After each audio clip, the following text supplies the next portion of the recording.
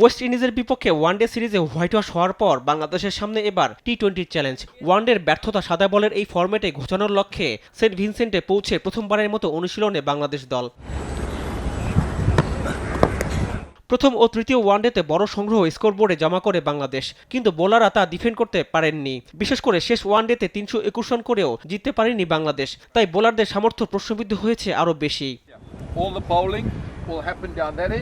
টি-20 series শুরুর আগে অনুশীলনে ঘাম ঝরিয়েছে পুরো দল। ওপেনার সৌম্য সরকারের বিশ্বাস টি-20 সিরিজে বাংলাদেশ দলের ঘুরে দাঁড়ানোর সামর্থ্য রয়েছে।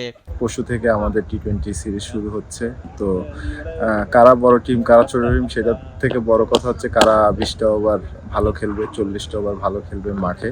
তো ওইটার জন্য অপেক্ষা করতে হবে। আমরা যদি তিনটা ফরম্যাটই তিনটা সাইডই ভালো করতে পারি, bowling batting fielding team wise ভালো খেলতে পারি, আমরা আশা করি যে তাদেরকে আমরা আরামসে বিট করতে পারবো। এবং তারা টি-20তে ভালো টিম, ওটার থেকে মনোযোগ দিতে হবে। আমরা আমাদের বেস্টটা দেওয়ার চেষ্টা করলে আমরা ম্যাচ উইন করতে পারবো।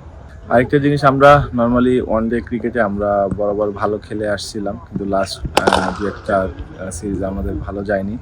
তারপরে তার মধ্যে একটা ভালো জিনিস আছে যে আমরা ব্যাটসম্যানরা অ্যাটলিস্ট 300 রান করছি, এটাও একটা ভালো দিক। পুরো ওয়ানডে সিরিজে বাজে সময় কাটানো বাংলাদেশ দলের বোলারদের উপর আস্থা রাখছেন সৌম্য।